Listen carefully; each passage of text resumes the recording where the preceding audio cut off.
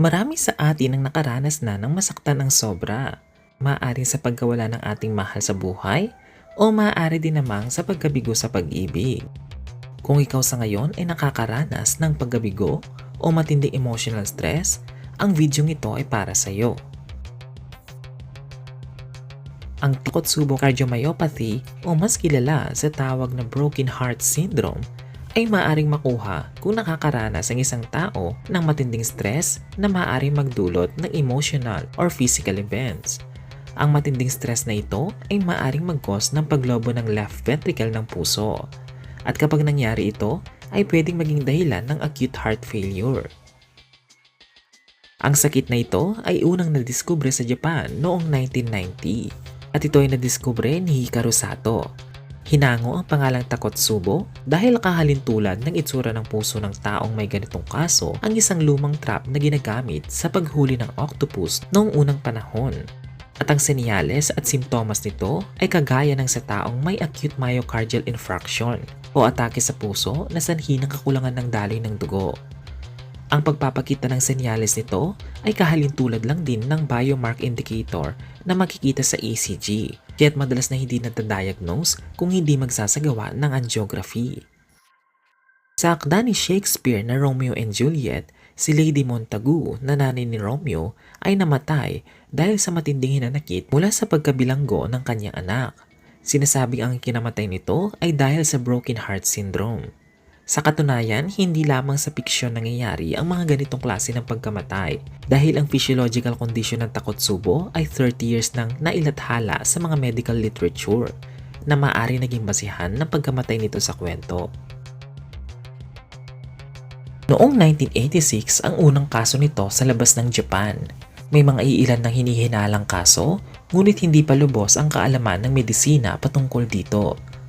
Nagkaroon ng malaking interes sa pag-aaral ng Takotsubo cardiomyopathy dahil tumaas ang kaso nito noong 2004 pagkatapos ng Niigata Chuetsu earthquake sa Japan. Sinasabing ang pagtama din ng malakas na lindol noon sa New Zealand ay iniuugnay sa pagtaas ng bilang ng kaso ng nakaranas ng sakit na ito.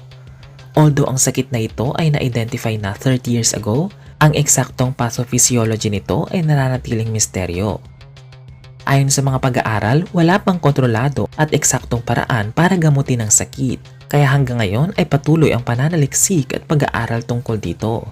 Sa kasalukuyan, hormone replacement ang sinasagawa para maiwasan sana ang sakit.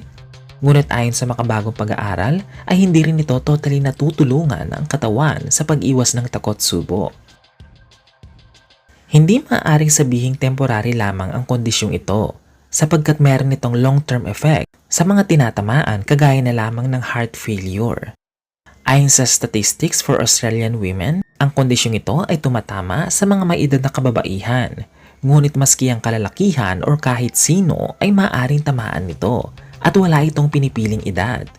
Mayroon lamang ibang lumalabas sa pag-aaral na ang mga kababaihan hindi na nagkakaroon ng buwanang daloy ay siyang prone sa pagkakaroon nito.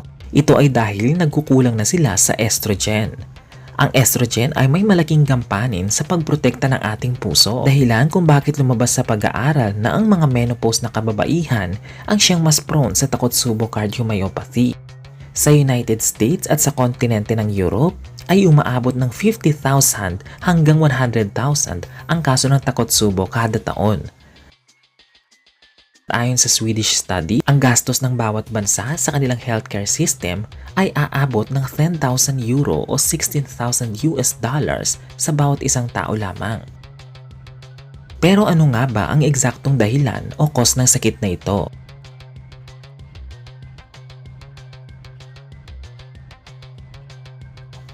Sinasabing ang unang sanhi ng Takotsubo ay hindi lang isa, kundi maraming factors. Pwedeng sudden emotional stress, kagaya na lamang ng pagkawala o pagkamatay ng mahalagang tao sa iyong buhay. Pagkatanggal sa trabaho, breakup, mental stress kagaya ng depression o post-traumatic stress disorder. Maaring sa culture shock kagaya ng bagong trabaho at bagong tirahan.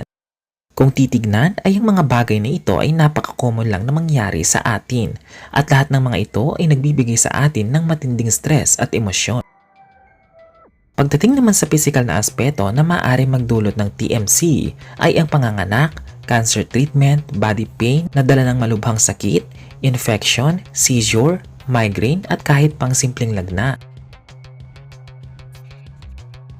Kung sa tingin mo ay prone ka sa pagkakaroon ng TMC, ay maaari mong makita ang mga sintomas na ito. Una, matinding pananakit ng dibdib. Pangalawa, madalas kapusin sa paghinga.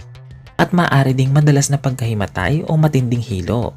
Kung nararanasan mo ang mga bagay na ito, mainam din na magpakonsulta sa inyong doktor. Kung ang tanong ay nagagamot ba ang kondisyon nito, ito ang kasagutan. Mayroong mga iba't ibang gamutan na maaaring gawin ng iyong doktor. Pero kailangan mo muna ng matinding pagsusuri. Ang unang-unang maaaring gawin sa iyo ng iyong doktor ay tignan kung ang pagtibok ba ng iyong puso ay normal o hindi. Pangalawa ay titignan kung wala kang coronary artery disease o ibang karamdaman sa ugat ng puso. Pagdating naman sa gamutan, maaari kang bigyan ng ACE inhibitors, blood thinners at mga gamot pampababa ng presyon para maiwasan ang paglobo ng iyong puso dahil sa matinding pressure. Pangalawa, irerekomenda sa iyo ang pag-manage ng iyong physical at emotional stress. Kailangan mong i-manage ang matinding physical at emotional stress na maaari magdulot ng TCM. Ang pag-intindi sa gampanin ng psychiatric disorder sa pagkakaroon ng cardiomyopathy ay napakalaking bagay sa pag-iwas ng kondisyong ito. Dahil nga ang kondisyong ito ay pwedeng matrigger ng matinding stress, kaya karamihan ng mga pasyenteng nakakaranas ng madalas na stress ay silang tinatamaan nito. Ayon sa pag-aaral, ang mga taong may history ng Takotsubo ay mayroon ding history ng neurological or psychiatric disorder. Mas mataas kung ikukumpara sa mga taong may acute coronary syndrome.